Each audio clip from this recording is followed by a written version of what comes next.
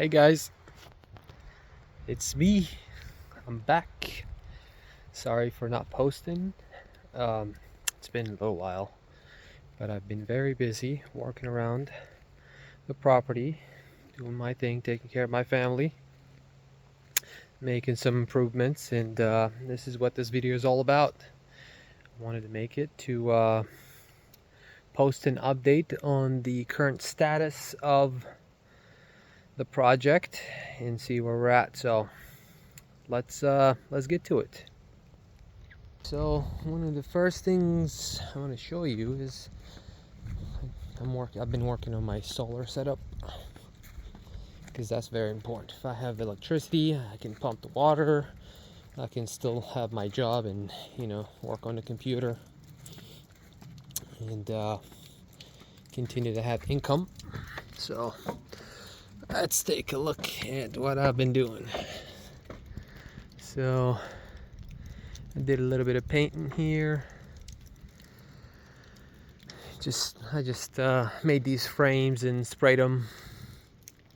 Probably needs another coat, but this is an old metal roof that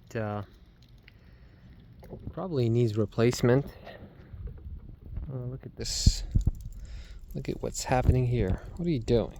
I'm trying to make a video. All right. So yeah, I mean, so I had to make these frames because of the position of and the angle of the sun where we're at right now, and to install the panels on the roof.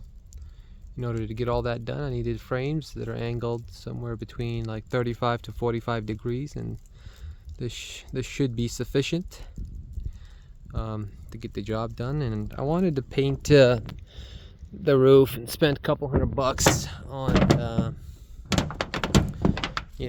kind of extending its life a little bit. I know it's all rusted. It was just a piece of rust. There's literally no saving it, but I don't want to spend a whole bunch of money replacing it and working on the frame and all that stuff, since it's just a workshop. It doesn't have a whole lot of utility to me. This should last for years to come, and that's the whole point of this. But what I'm going to do is I'm going to spray this one more time, put another coat of paint on it, and that should help seal it and maybe prolong its life a little bit. So yeah, so this is one of those things I've been working on. It's not ideal, it's not perfect, it's not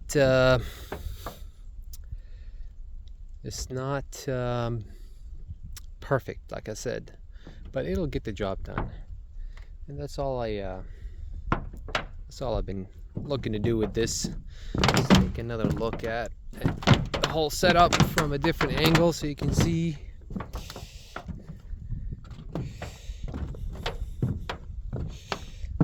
Like that. There you go. So I'm gonna have about 3.6 kilowatts of solar generation, and I'll be using a couple of those EcoFlow systems to generate 240 volt power to power the pump and some of the household devices and stuff. This is what I'm using for that. So hopefully I can get that done before the end of the year.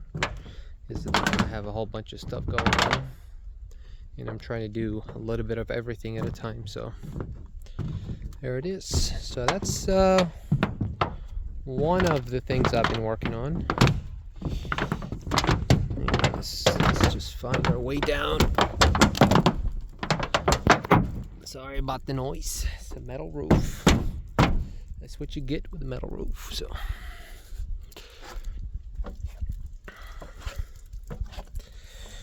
anyways, so that was that. And don't remember what I when I made the last video, if I talked about the fence. That was the old fence. It's all messed up and broken, and most of this wood is old and no good. What do you want? You want a bump? There you go. Anyways, so let's talk about the other improvements / progress I've made around here. I've been going around with the excavator, digging these little swales and breaking the ground a little bit, since it's all compacted and hard, and I definitely cannot work with it easily with the shovel. So I went around and I selected a few areas for planting and excavated them. Or should I say, I just broke the soil. I broke it apart, and it's not as messed up as it used to be. As you can see now, it's easier to work with. All I need to do is just level it and create my swales in the design that I want, and start planting and mulching and adding compost, you know, the whole 9 yards. So this is one of those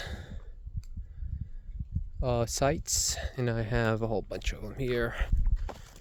As you can see, there's another one here, and I'll go around and take a look at some of the things. Oh, by the way, have you noticed how things have changed? It's much greener. It's about 60 degrees right now. It feels great. I really like this type of temperature, so this temperature is perfect to get the job done, you know. Here's another site. So there was a whole bunch of roots that belong to these big mature trees. Could not have done anything with that myself with a shovel, so that's the benefit of having an excavator. Here's a little site here. I have maybe some flowers and stuff growing. And here's another one.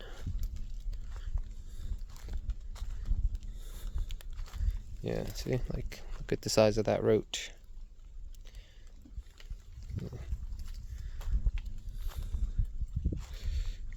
Here's another little section here for flowers and pollinator plants.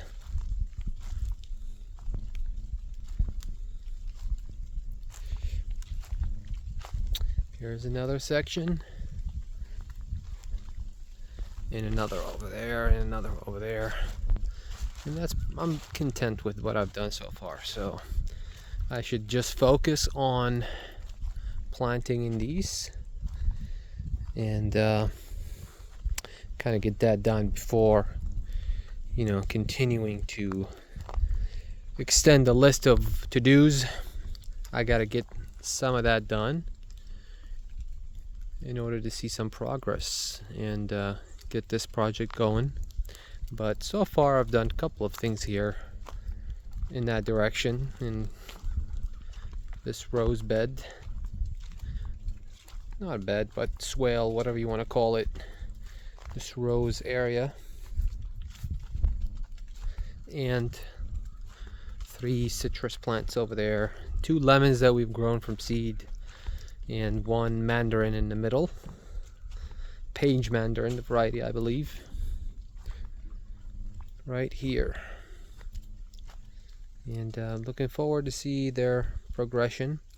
So the idea is to have the plants in the back like that, and a bunch of flowers up front here, and maybe vegetables inside the swale, you know, like mint and stuff, you know, not vegetables as in like tomato, just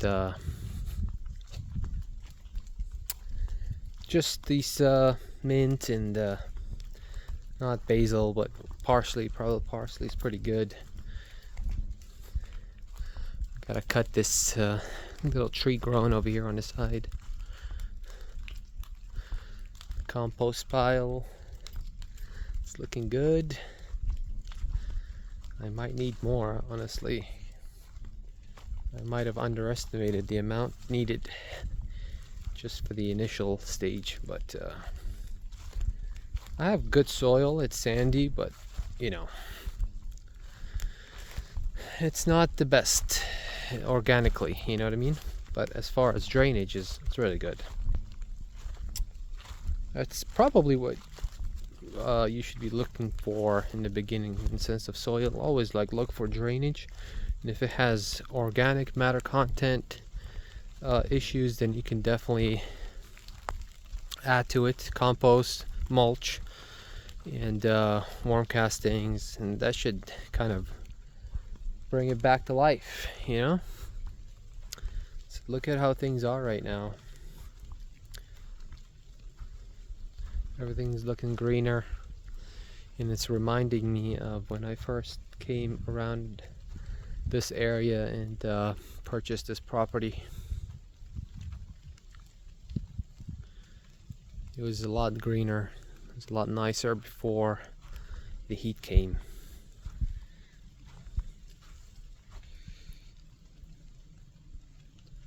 Look at Scalini, looking very beautiful.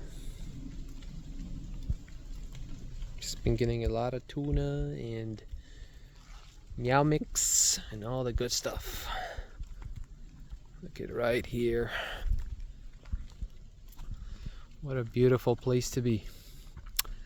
I feel very honored and lucky to be here. And you know, it's a fraction of the cost of living in the city in the sense of property value and the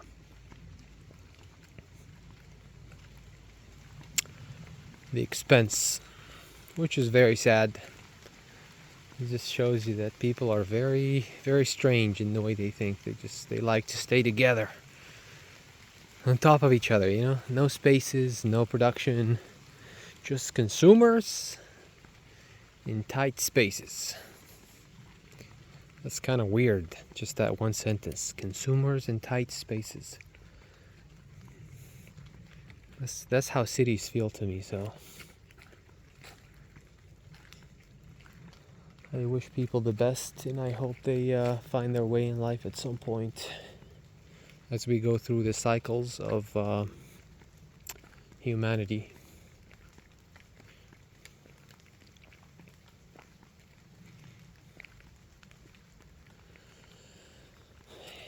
Yep. I can't tell you how good it feels to just breathe the air around here. The noises you hear, very human. It feels like a human habitat. And dealing with the nature around, it feels very right, very humane. And I pray to God to give me the strength to keep going and fulfill this project and be the type of person I want to be. Look at this. That's so cool.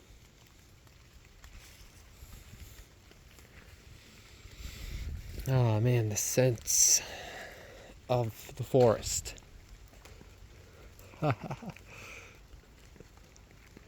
It's worth it.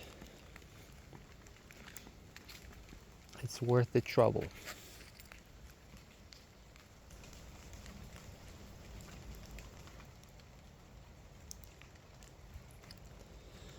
It's a very beautiful place here, and I wish if people had appreciated more and took care of it more, like we should, honestly.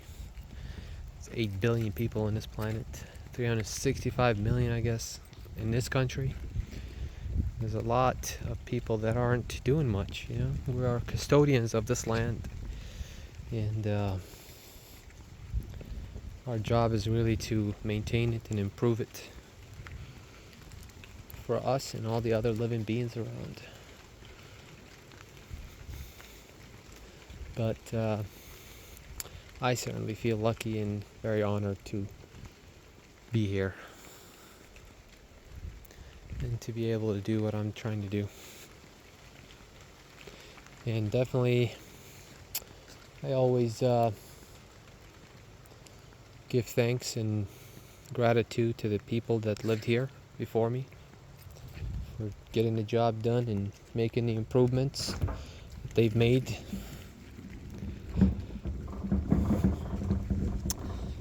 It's definitely, I am definitely working and living at the back of their effort. When they first came and cleared this patch of land and planted some of these productive trees, and they set up the irrigation lines and put down slabs of concrete. And man, you know, these guys,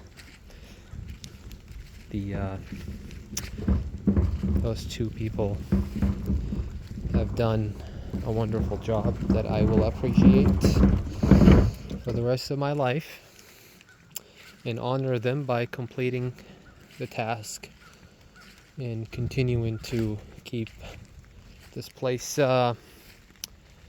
kept well and improved and beautiful and productive for us as humans and all the other creatures that live around here. Let me get one of those. Get that trash can. So I can wrap up this video.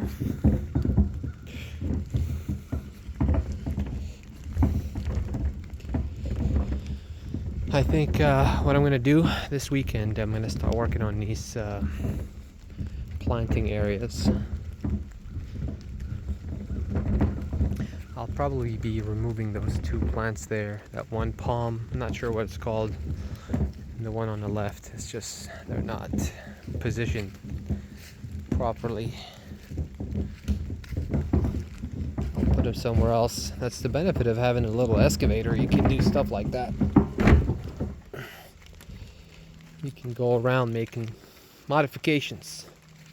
What are you doing in there? Yeah? Okay. Good deal. But yeah, so here's a little glimpse of what things should look like. This is just the beginning of it. Oh, I forgot to tell you, we've gotten some freezing weather recently that caused the demise of some of our plants. But that's the whole purpose, really. Like, I didn't want to save anything. I didn't want to bring something inside and protect it and shelter it and all that crazy amount of work required for nothing. You know, it's just one day you forget how to do something, you know, get something done and everything dies. And you don't want to deal with those types of plants. You want to deal with plants that survive neglect, that survive this temperature zone, that survive the environment around here. Those are the type of plants we need to have. We don't want no pansy ass plants. We want rugged stuff. Like, look at this. It's got tons of thorns and it looks beautiful when it produces and produces a lot of fruit. So we want more of those. Jujubes, some plum maybe. Stuff that can survive without a whole lot of sheltering and too much care. Yeah? You agree? Good. I still have one of these. But it'll probably be no good. So, a few lessons I've learned so far. Oh, by the way, these plants are just going dormant, so they're not dead. That's what they do. When they freeze, they just go dormant. Oh, this is flowering. This is Carolina jasmine, they call it. Oh, it smells real good. But yeah, look at my Middle Eastern African jujubes. You know, an Indian variety jujubes. They have suffered because they're not from this region, but that's to be expected. I'm just trying to figure out what can make it around here. These varieties will always suffer, but as far as the Indian variety, I think there is a chance of me making that happen. As you can see, this is a 1-year-old, or actually 8 months old, and it survived 29, 28 degrees and it was windy too, so it's really bad. This one right here survived too, so there you go. That's what we're doing. We're trying to find the ones that work, and the ones that don't work, they'll die, and it's just a process of going through the pain of trying to find these varieties. I'll start shortly to cut these offshoots off of the fig and propagate those in water. I got 4 varieties of loquats that I'm going to be planting. The citruses I've grown from seeds are doing well. I got more stuff grown from seeds, and that one I forgot what's it called, star cherry, more like pepper / cherry type of deal. I don't know what to call it. I forgot. It's a tropical variety, but it kind of works. I'll show you what it looks like. I forgot. So yeah, it's been working, and it's taken even covered in Houston when I was there. It took 12 degrees. It was very, very cold, and survived that, so I'm very happy for it. The liquats are doing great, unsheltered as seedlings, freezing temperature, no problem. Liquats are great. That's why I'm gonna plant more of those and propagate more fig. Some of my peach, I believe, Flat Delight, and the plum, it's suffering borer attack. I bought a little bit of spray for it, so I have to inject the spray in these holes where they're coming from and around the tree. See if I can give it a hand and help it with these borers. It's not in a bad condition. I see a couple of areas where it's secreting its juices.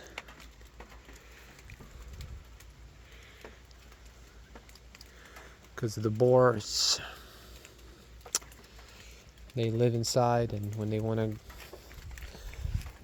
to go out, that's what they do. They would bore a hole and find themselves a way out.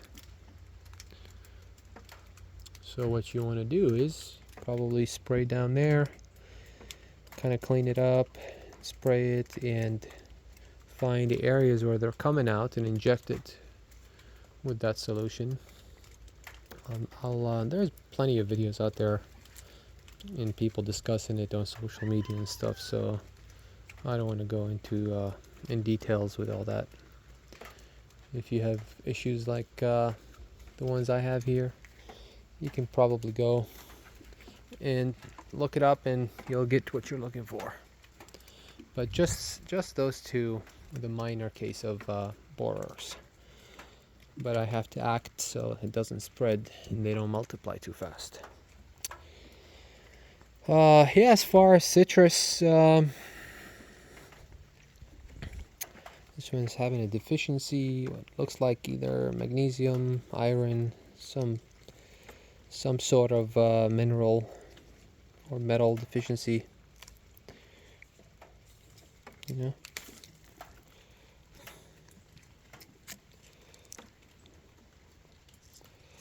So we'll get into that. I already I potted it up. I repotted it and I added some fertilizer in the mix. But that was the Tangelo. It looks great in the sense that it survived the freezing temperatures. This is the Caracara Orange and White Pomelo. These two survived. This one better than the other one, obviously. But it's still going. It's not a big deal. It'll come back. This is the Pineapple Orange. It dropped all of its leaves. As you can see, the damage from the freezing. Same thing for this variety of pomelo called Sarawak. Yeah, so it's all good. We'll get it back. We'll put them in a better place. If they survive, they survive. We do our job and they have to do theirs. And if they don't, then it is what it is. You know what I mean?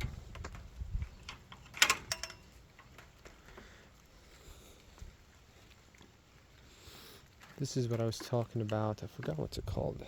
They call it star cherry, but I don't know if that's its name, if that's the right name or not. It probably has a different name. But these guys can take freezing temperatures, no problem, you know, even in pots like this. And this one has been producing. This is like a rare variety, I think. This is a black star cherry. Produced one that I ate. I didn't know if it was going to produce or not this year. Ice cream bean, not so much for this temperature zone. But as you can see, you know, it's coming back. I'll plant it somewhere and just leave it. If it survives naturally. If it doesn't, oh well, what are you going to do? It's not its home. That's not where it belongs. In this area here, we will have a little sitting area. I'll probably cover this with gravel, and I don't know what this is, this bush. I have to ID it and see if there's any type of use for it, if it has any flowers or not. If it doesn't, then I'll probably just chop it up or try to remove it with the excavator and put it somewhere else. I'm not sure. But yeah, the avocado took some damage in the fresh in those leaves that have recently grown, and those limbs up top, so there's a little damage, but the ones at the bottom doing great, these seedlings, so that's good.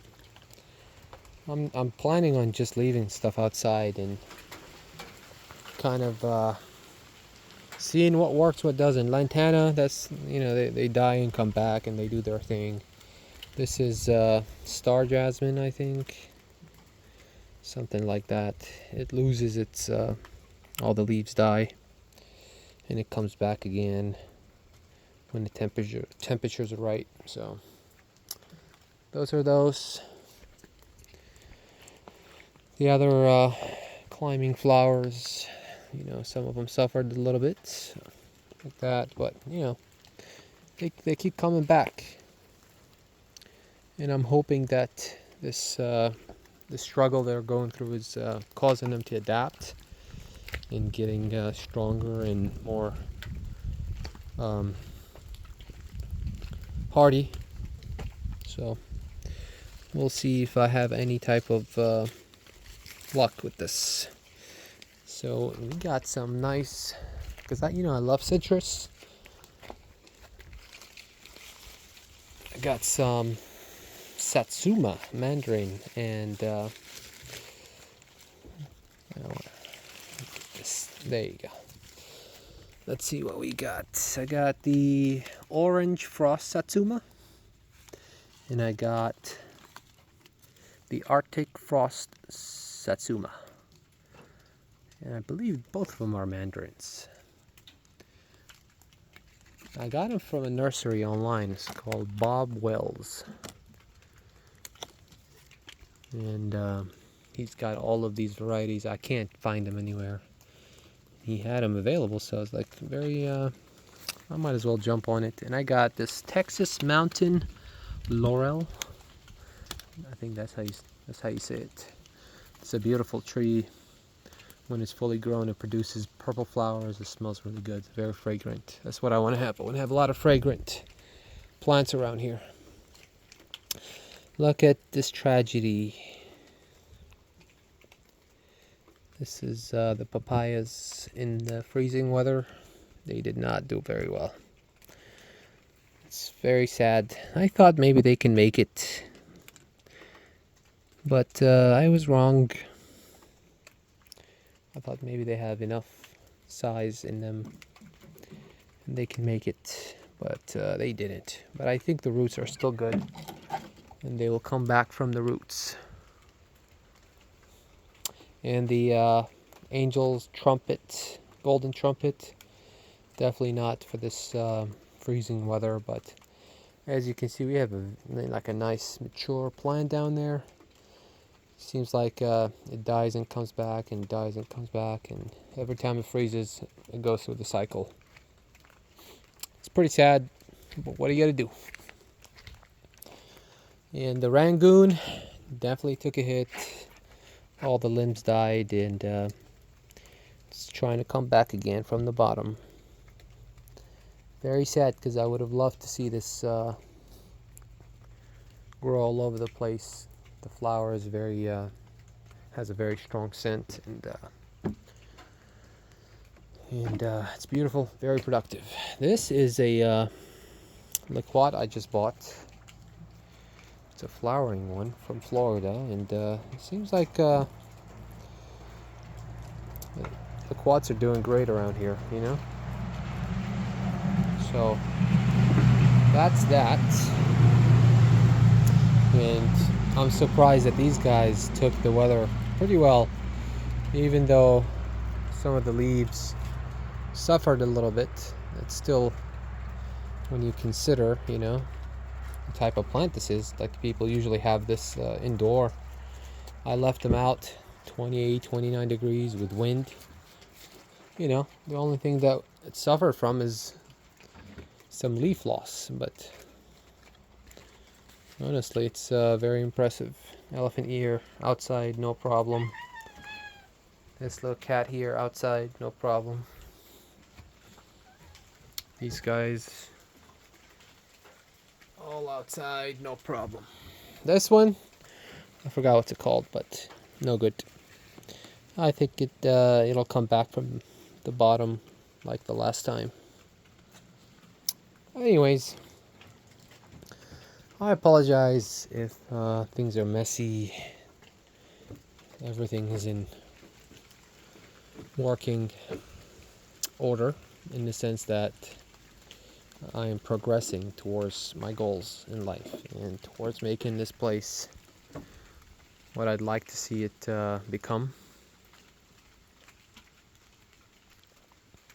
The task is difficult, but I'm kind of nuts like that.